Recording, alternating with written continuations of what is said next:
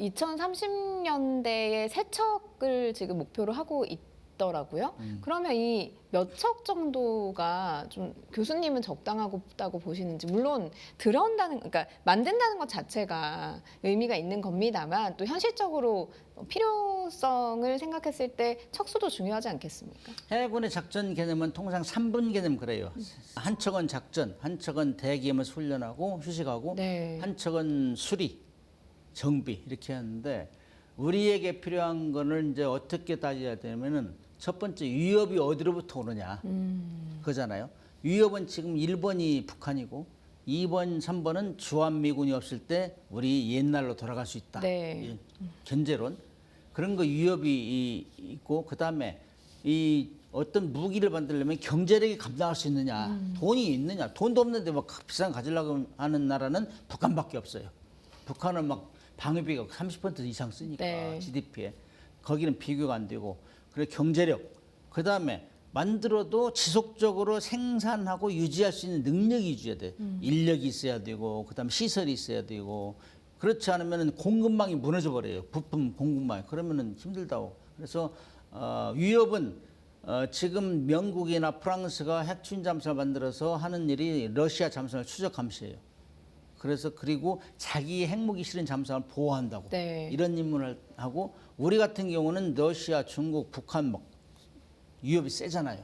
오히려 위협은 우리가 더 심하게 받는다. 그런 환경하고 유사하고 두 번째 경제력이 영국하고 프랑스하고 우리하고 비슷해요. GDP 보면은 우리보다 조금 위에 있지만은 그래도 우리가 1인당 GDP는 상당히 높단 말이죠. 네. 그런 차원에서 영국하고 프랑스를 벤치마킹했는데 프랑스하고 영국이 공격 핵추진을 6척씩 가지고 있어요. 그다음에 또 한 가지는 조금 전에 언급했지만은 세 척만 만들면은 이게 배치 개념으로 만든 게 때문에 일단 세 척을 만들 거예요. 네. 그렇기 때문에 어떤 사람은 세 척만 만들면 끝이냐 이렇게 하는 사람은 그거는 이제 성능을 보고 나서 그 다음번에 또 배치 2를 만들면 또 세 척이 될 가능성이 많은데 이거는 왜 그러냐면 세 척만 만들면 너무 생산 라인 유지가 힘들어요. 예를 들면 2021년도에 미국에서 가장 비싼 핵추진잠수함 시울프급이 남진하에서 이 작전하다가 해저 산에 부딪혀가지고 함수 어리도 소나도 깨졌어요. 네. 그걸 수리 들어가는데 21개월 걸렸어요. 대기하는데. 지금도 수리 뭐 5년이 만 5년이 돼도 지금 수리를 다 했다는 얘기야. 그거는 공급망이 붕괴된 거예요. 네. 세척만 하니까 기업이라는 데는 돈이 돼야 되잖아. 돈이. 그런데 뭐 세척만 하면은 그거 누가 장사 되겠어요. 그래서 최소한 6척은 해야 된다. 그것이 네. 우리 한 3분 개념하고 비슷해요. 6척 정도는 하고 영국과 프랑스를 벤치마킹하면 그 정도는 돼야 되겠다 하는 게 중론이고 그렇게 가야 안정적으로 운영할 수 있어요. 그러면 이제 일단은 세척을 목표로 해서 만들어서 이 성능을 보고 그러니까 어떻게 보면 좀 세트 하나 만들고 세트 그렇죠. 두 번째 세트를 만들고 이렇게 배치 1, 배치 2 네. 개념으로 가는 게 전통적인 건조 방식이에요. 그래서 지금 정부가 내놓은 목표는 세척이라고 얘기는 하지만 그 뒤에 세척을 더 만들 목표까지 아마 가지고 있을 것이다라고 예측을 하시는 거군요. 목표를 그렇게 세워 그렇게 가야 돼요. 네. 아니 전문가가 얘기하면 그대로 가야 되는 거 아니에요? 아니 국민들이 만들겠다고 동의를 했잖아. 네. 동의를 했잖아요. 그렇기 때문에 국민들이 세금 내는 사람들이 그 정도는 가야 되겠네. 그렇게 해야 안정되겠네. 지금 북한은 우리 핵무기를 빼놓고 우리가 압도하거든. 네. 근데 이제 미군이 철수한다 그러면은 과거로 또 회귀할 수 있다는 얘기예요. 위협이 그런 거를 대비해서 하려면은 최소한 6척 정도 돼야 되겠다. 경제력도 된다. 우리가 세계 10위권이잖아요. 모든 면에서. 그리고 핵추진 잠수함 만들면 과거에는 군사력만 생각했는데 이거는 산업 경제적인 파괴가 너무너무 커요. 거기는 원자로가 들어가기 때문에 원자로는 요즘 대세로 가는 게 SMR이잖아요. 네. 기술이 거의 유사하다고. 이거는 SMR보다 잠수함에 들어가는 선박용 원자로 더 어려워요. 고난도 작게 만들어야 되니까. SMR은 한 건물 한 동이면은 네. 잠수함에 들어가는 컨테이너 하나라고. 근데 그게 사실은 바닷속에서 운용이 돼야 되니까 또 지상에서 얼마나 많은 테스트를 해야 되느냐가 과제로 있을 것 같아요. 그렇죠. 원래 2개를 만들어요. 2개를 배 지원하려면 처음에 할 때는 하나 육상에서 시험용, 하나는 함정에 탑재용으로 만들어서 네. 하는데 그렇게 해서 만들어서 육상에서 오케이 안전이 정말 중요하다고 잠수함 네. 컴팩트하게 만들어서 연동시켜야 되고 그런 것 때문에 그걸 다 만들면 이건 최고 고난도의 기술을 유감없이 발휘했네. 이거는 SMR 만들어야 돼. SMR 선도국이 되면은 뭐 앞으로 엄청나게 뭐 해양 프렌트, 그다음 극지 탐사선, LNG 운반선 뭐 들어갈 데가 너무 많아요. 그다음에 도서 지역 전력 공급망 이런 거 보면은 이거는 산업 파괴가 너무나 큰 건데 그걸 잘 몰라요. 사람들 국방만 생각하는 거예요. 산업 이제는 이 방위산업이라는 거는 자주국방하고 산업 경제 같이 동시에 보지 않으면은 국민들이 동의를 안 해요. 네. 그리고 미국이 그렇게 하고 있잖아요. 다 개발해서 또 팔고 또 그 돈으로 국민한테 돌려주고 이런 피드백 시스템이 잘 되려면은 그런 것까지 다 고려해야 돼. 우리도 어떻게 보면 다른 분야에서는 방산 시장이 이렇게 커진 게 K 방산이라는 이야기가 나온 게 뭐 그런 그 선순환이 잘 되고 있다라고 볼 수 있는 부분인데 그게 핵추진 잠수함을 만들 때도 그 청사진을 그리고 가야 된다. 훨씬 네. 커지죠. 그동안 어떤 방위산업보다 어떤 무기 체계보다도 이건 산업 파괴가 엄청나게 커진다. 네. 우리가 뭐 이거 만드는데 29조 드네, 30조 드네 그러는데 이것이 금방 되는 게 아니라고 이거는. 한 척 만드는데 10년 걸리잖아요. 그럴 때 한 척 만드는데 2, 3조 원 이렇게 생각하고 부대 시설까지 좀 더 들어간다 이렇게 네. 하는데 그것이 금방 들어가는 거 아니에요. 매년 연부액이라 차근차근히 10년 동안 나눠가기 때문에 우리 국민들이 그렇게 걱정 안 하셔도 돼요. 한 번에 30조 원 들어가? 뭐 KF21 16조 들어갔다면서 뭐야 이렇게 커. 근데 그 KF21도 이제 수출로 견인할 때 이제 경제적인 효과가 나타나겠지만 네. 아직 수출 단계는 아니고 잠수함 같은 핵잠수함 같은 거 만드는 건 브랜드 가치가 올라가는 거예요. 잠수함도 지금 세계 1등 디젤 잠수함 건조국이 경합을 하고 있는 두 번째 지금 독일하고 경쟁하고 있는데 이 기술에 핵잠수함을 만든다. 그러면은 캐나다도 사실 지금 디젤 잠수함 일단 12척 했는데 그건 언제 변경될지 몰라요. 3척 만들고 한 4척 만들고 하다 보면은 디젤 잠수함보다는 핵 잠수함을 만들어줘. 그러면 어디가 유리하겠어요? 한국 유리하지 독일보다. 그래서 저도 이제 1월 달에 캐나다 다녀왔는데 그런 얘기도 해줬어요. 니네는 멀리 판단해라 멀리. 그래서 이거 잠수함은 디젤 잠수함은 정말 세계에서 최고 성능을 가지고 있는데 우리는 핵추진 잠수함까지 만들 수 있어. 이런 얘기 하고 왔거든요. 네. 그때 내심 그런 생각을 하고 있을 거예요. 국민적 정서가 아직 핵무기를 갖는다. 뭐 군사적으로 핵무기를 사용한다 여기 동의는 안 하고 있는데 네. 이 군사 전문가들은 북극해서 작전하려면은 핵추진 잠수함이 최고죠. 네. 디젤 잠수함보다는 그렇잖아요. 그렇기 때문에 아마 군침을 흘리고 있지 않을까. 그래서 아무튼 이 방위산업이라는 거는 그런 경제적인 효과를 고려할 때 국민적인 동의가 이제 따르는 것이고 그다음에 그 돈을 벌어서 국민한테 돌려주고 이런 선순환이 돼야 된다. 근데 교수님 실제로 그 선박 만드는, 그러니까 핵추진 잠수함 만드는 그 배를 만드는 기술 자체는 뭐 국방장관도 그렇고 교수님도 인터뷰하실 때 거의 다 돼 있다라고 말씀을 하셨는데 실제로 그런 건가요? 그래서 이제 과거에 우리가 쉽게 말하면 우리가 핵무기를 개발하려다가 들통이 났잖아요. 네. 그런데 그것 때문에 계속 IAEA나 미국에서 핵강령을 끼고 보았기 때문에 우리가 국제적으로 상용으로 거래되는 20% 농축도 20% 미만을 연구용이나 발전용을 사용함에도 불구하고 계속 우리를 감시를 철저히 해왔다고. 그렇다고 우리가 아무리 감시 받아도 우리 핵무기 안 맞는다니 선언했는데 기분 나쁘지만 그래도 연구는 해야 되잖아요. 그래서 꾸준하게 연구를 했지. 네. 이 전략 상황은 항상 바뀔 수 있기 때문에 우리 한국 사람은 그냥 말 사람들이 아니죠. 뭐라 한다고 해서. 그래 쭉 한 20, 30년 해왔어요. 그렇기 때문에 잠수함 최고를 일단 만들었잖아요. 원자로 두 가지 기술이 이 핵심인데 원자로 지금 만들어서 팔고 있잖아요. 2003년도에 우리가 추진하다가 이제 좌절됐는데 그때 당시에는 사실 핵연료를 안정적으로 확보해야 되는데 그거를 우리가 어느 정도 해놓고 나중에 설명하려고.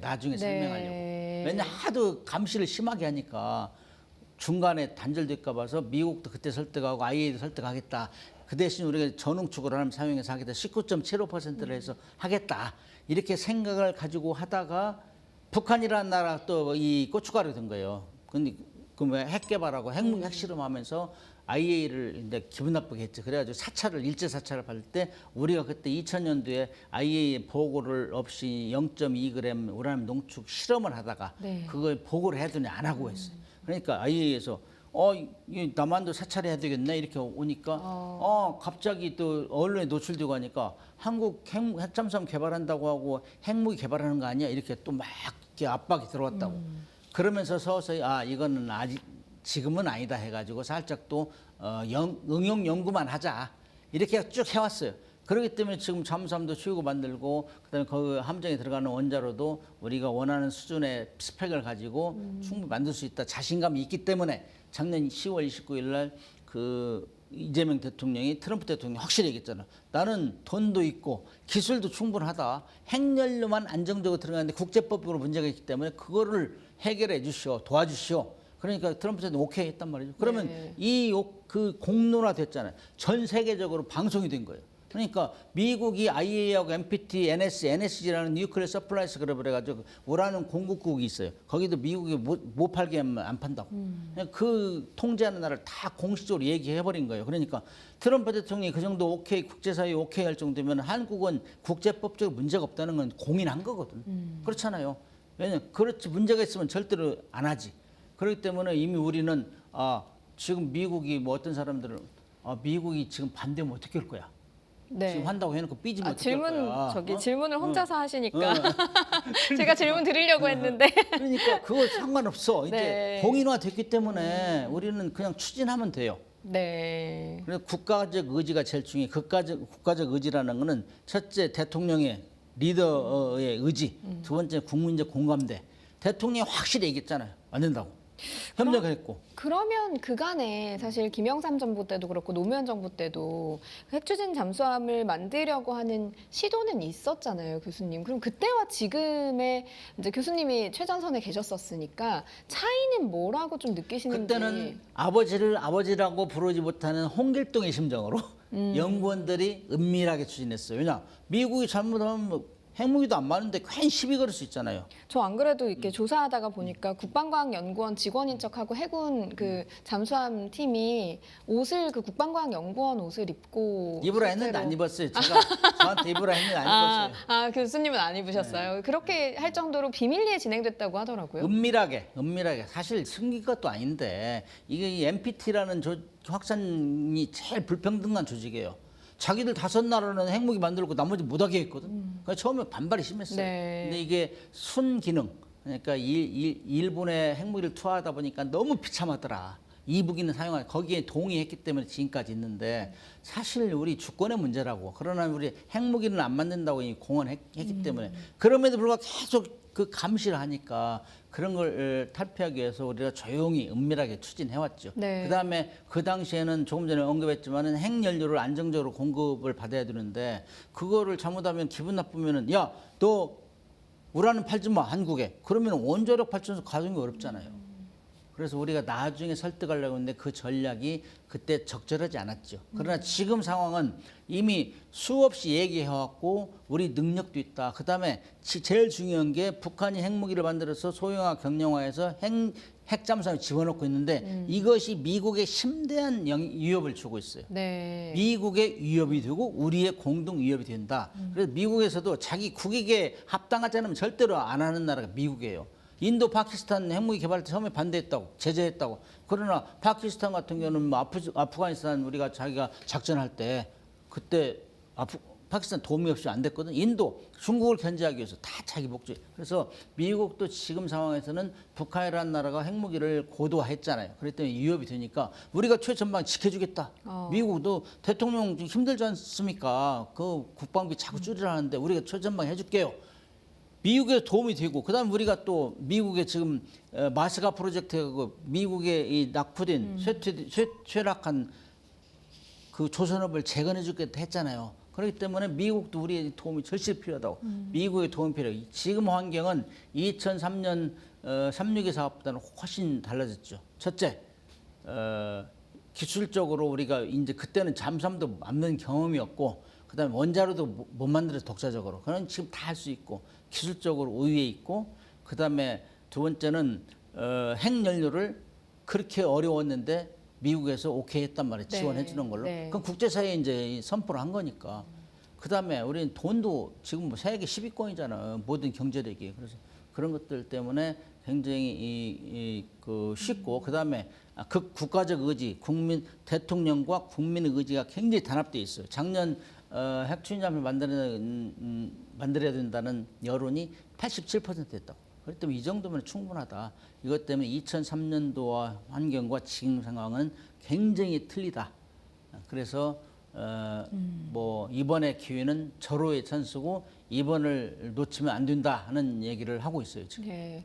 그렇다면은 그때와 지금은 다른 게 결국에는 북한도 계속해서 그 군사적으로 기술을 개발하면서 크게 더 위협으로 다가오게 됐고 거기에다가 우리가 줄 수 있는 미국에 줄 수 있는 경제적인 이득이 있다 보니 미국도 오케이 한 것이다. 그때보다는 조금 필요성을 느낀 것이다라고 정리를 해볼 수가 있을 것 같은데 교수님 사실 그 미국에서는 그 뭐 우라늄 뭐 한국에 주는 거를 어떻게 보면 국제적으로 용인한 것이다라고 얘기는 하셨습니다만 지금 미국 상황이 뭐 이란에 대한 태도도 그렇고 뭐 여러 이제 국제 사회에서 보이는 모습이 말을 또 바꿀 수도 있지 않을까라는 생각이 들기는 하는 포인트들이 좀 있거든요. 이런 게 걱정은 될 것 같기는 해요.